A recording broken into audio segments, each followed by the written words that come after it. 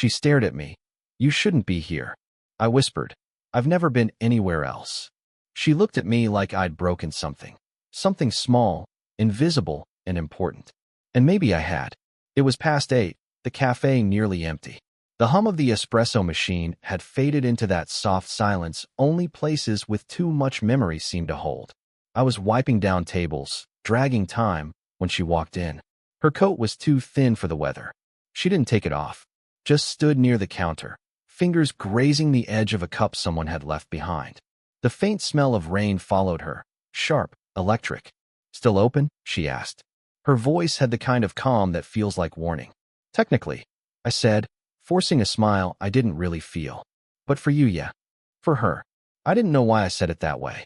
She caught it, of course she did, and tilted her head just slightly, as if considering whether to stay or walk back out. She stayed. I made her a coffee she didn't ask for, watching her reflection in the machine's steel surface. There was something careful about the way she moved, like every small motion had weight. When she finally sat down, she didn't drink the coffee, just wrapped her hands around it, letting the steam ghost across her face. I wiped the same counter 3 times, trying not to stare. You work nights? She asked. Sometimes. Still studying? Trying to. Mostly just here. She nodded, looking somewhere over my shoulder. Here, she repeated, softly, like she was testing the word. There was something in the way she said it that made me feel suddenly younger, like the years between us stretched wider in that moment. She wasn't wearing a ring, but that didn't make anything simpler. When I finally sat across from her, it wasn't planned. I told myself it was because the lights were too bright on her side, that I was being polite. Lies come easy when they're quiet. Rough day? I asked. She gave a tired half-laugh. More like a long year. Her eyes met mine, and for a second, she didn't look away. There was warmth there, soft, reluctant. Then she said, You shouldn't be here. I don't know what she meant exactly. Maybe that she was older. Maybe that she'd already lived the kind of trouble I was still naive enough to walk into. But I couldn't move. I've never been anywhere else, I whispered. Something flickered in her eyes then, recognition, maybe, or fear, or both. She breathed out through her nose, quiet, almost like a laugh that didn't make it out.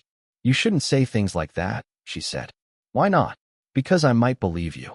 The air between us shifted then, like the first second before a storm. Not dangerous, not yet, but close. She looked down, tracing the rim of her cup with one finger. I could see the small scar on her wrist when the sleeve slipped back, the kind that doesn't come from accidents. I come here when I can't sleep, she said, almost to herself. Then I guess I'll start keeping coffee warm after 8. Her eyes lifted, startled by the offer, or by the ease of it. You don't even know me, she murmured. I know that you keep coming back. Silence stretched, neither of us moving. The cafe felt too small for what wasn't being said. Then her phone buzzed, sharp, insistent. She didn't look at it right away. When she finally did, the color drained from her face. She stood up fast, chair legs scraping tile. I have to go, she said, voice unsteady for the first time. Wait. She hesitated, halfway to the door, rain starting again outside. Next time, she said without turning around. Then she was gone. The doorbell chimed once, and I realized I hadn't asked her name. The next time she came in, it was raining harder. Not the soft kind of rain that asks permission, the kind that makes people run for cover, heads down, like they're trying to outrun themselves. She didn't run. She walked in slowly, soaked through, hair clinging to her neck. Same coat, same table, but something in her face had changed, sharper edges around the eyes, like she'd been awake too long. Rough year still going? I asked, handing her a napkin. She smiled, small, distracted. You remembered. I remember things. She looked at me then, really looked. You shouldn't. I almost laughed, but the way she said it wasn't teasing. It was a warning, the kind that hides a story. She told me later she used to be a teacher, English literature, that she stopped when she couldn't read without thinking of what came after every ending. I didn't understand it at first. Then she told me about her son. He's your age, she said one night, when the cafe was almost dark. Maybe a little older. I froze, pretending to rearrange cups. Oh, he used to come here, she continued, watching me carefully. You probably served him once or twice. I tried to recall faces. None came to mind. So that's why. She cut me off, softly. That's why this can't look like anything. The word this hung in the air too long. She didn't take it back. I didn't ask her to explain. When I closed up that night, she stayed, tracing circles on her cup with the edge of a spoon. The lights hummed above us, flickering once, like the room was breathing. Does he know you come here? I asked. She shook her head. He doesn't know much about me anymore. There was no bitterness in her voice, just something quieter, sadder. I wondered if he'd stopped talking to her, or if she'd stopped trying first. You don't talk to your parents much? She asked after a while. I shrugged. Dad left. Mom's somewhere between jobs and bad decisions. Her lips parted, then closed again. So you just stay here? Mostly. It's peaceful. She nodded, but her eyes softened. That's not peace, that's hiding. She said it gently, but it landed heavy. When the clock hit closing, I turned the sign, but she didn't move. Her hair had mostly dried. A few strands curled near her cheek. The air smelled faintly of rain and coffee oil, too intimate for strangers. I wiped my hands on my apron, hesitated, then reached out. Her fingers were cold when they brushed mine. She didn't pull away, not right away. For a second, we just sat there, her hand under mine, the world outside still wet and shivering. Then she looked up, and in her eyes, I saw it, the thing neither of us could name. Something too old to start, too alive to stop. She whispered, "You should lock the door." I did, but neither of us moved. The next week, she stopped coming. For 3 days, her absence sat in the room like unfinished conversation. The table by the window stayed empty, and I found myself wiping it anyway. Muscle memory pretending hope. On the 4th night, she appeared again. No coat this time, no pretense. Just a look that said something had cracked open. You shouldn't have waited, she said. I didn't. She smiled, sad, knowing. You did. I wanted to ask where she'd been, but something in her expression told me not to. She was standing too straight, breathing too carefully. Then I saw him, a man in his 50s, waiting outside the cafe door, arms crossed. He didn't come in, just watched her through the glass, impatient. She noticed my eyes flick toward the window and turned. The moment she saw him, the color drained from her face. My husband, she whispered. The word landed like a small, quiet disaster. He doesn't usually, she started, then stopped. He thinks I'm at yoga. I couldn't help it. I laughed once softly. You don't look like yoga. That almost earned a real smile. Almost. She glanced back at the door again. He was looking at his phone now, but his reflection filled the window, solid, waiting, unmovable. You should go, I said quietly. Her jaw tensed. Don't tell me what I should do. The sharpness surprised us both. For a second, I saw it. The person she'd been before the years dulled her edges. I'm not, I said. I'm just worried, she cut in. Yeah. She exhaled slowly, shoulders lowering. Then, almost without thinking, she stepped closer. Do you ever want to stop being careful? She asked. The question hit harder than it should have. My throat felt tight. Every day, her hand brushed mine. Barely a touch, but it felt deliberate. Like punctuation. Through the glass, her husband shifted, glancing toward the cafe again. She stepped back, pulling her sleeve down as if to erase the contact. I should go, she said, and her voice trembled this time. Will you come back? I don't know. Then, softer, you make it hard to breathe. She turned, walked out into the rain, and he fell and stepped beside her. They didn't speak as they left, just walked, her head tilted slightly away from him. Later that night, as I was closing up, my phone buzzed. Unknown number.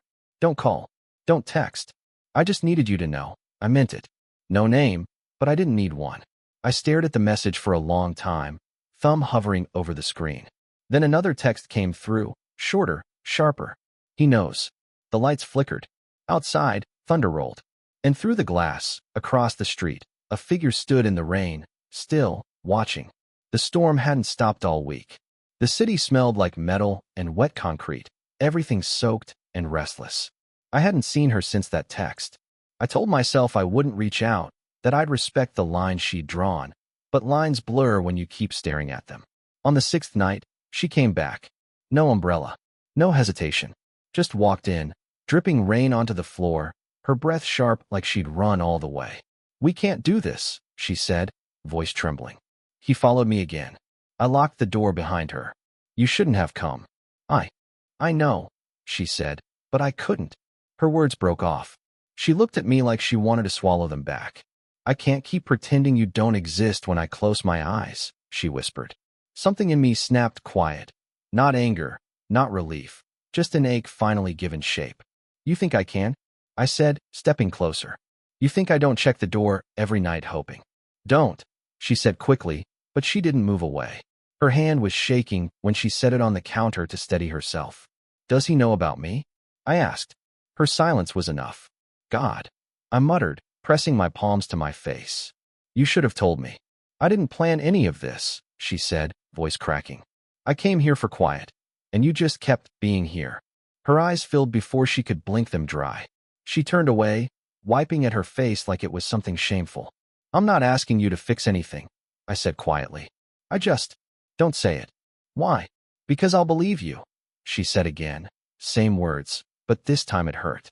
I stepped closer, slow, careful. You already do. She laughed once, broken, like the sound surprised her. Then she reached for her coffee, even though it was cold. Her hand missed the cup entirely. It fell, shattered, the sound too loud in the small room. We both froze. Outside, a car engine idled, headlights cutting across the cafe window. She turned, eyes wide. He's here. The words hit like thunder. I moved toward the light switch. Stay behind the counter. Don't. Stop, she whispered. If he comes in, just act normal. The engine cut. Silence. We stood there, breathless, the rain muffled now under the low hum of the refrigerator. Her hand found mine on the counter, desperate, gripping hard. I can't lose everything again, she whispered. But I can't lose this either. I wanted to say something, anything, but my throat locked. A shadow passed the glass door. Then, a sharp knock. Her hand tightened around mine. Don't move, she breathed. The knock came again, louder this time.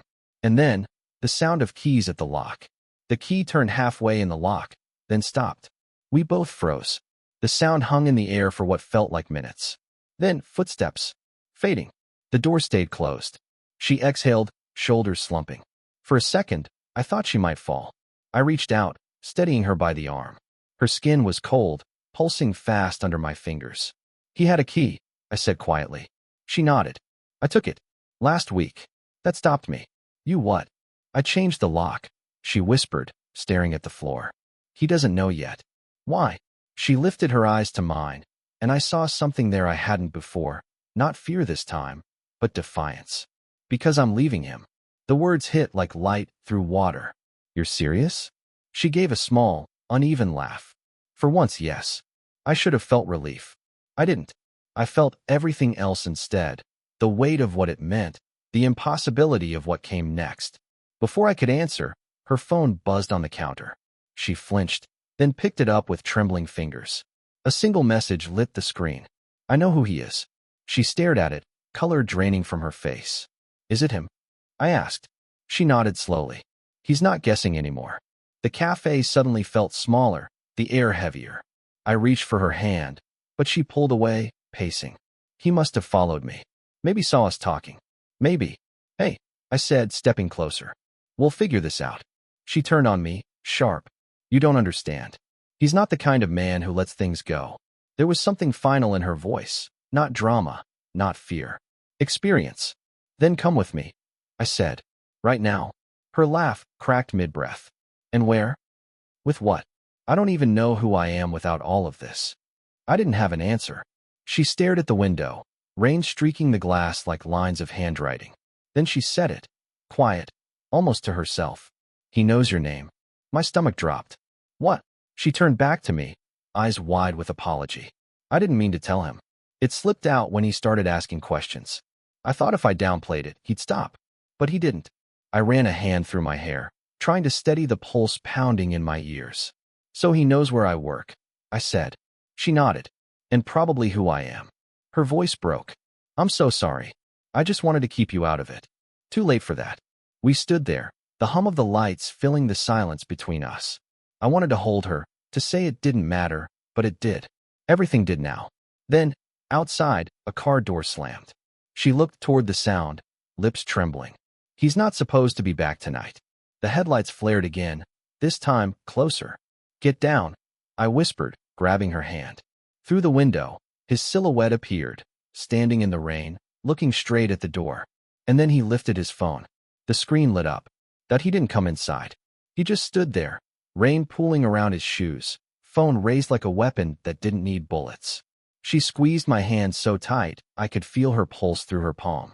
"Don't move," I whispered, but she was already shaking her head. "I have to end this," she said, voice trembling. "He won't stop until I do." She reached for the door, and I caught her wrist. "He's filming. He wants you scared. Don't give him that." Her eyes flicked to mine, wide, exhausted, alive. "Then what do I give him?" "The truth." The word truth felt heavy between us. We'd spent so long hiding in half sentences, in the quiet between words. Maybe this was the only thing left. She pulled free, unlocked the door, and stepped into the rain. I followed. The night was cold enough to sting. The rain hit our faces in quick, mean drops. He lowered the phone, smirking like he'd already won. "Really?" he said. This kid. She didn't answer.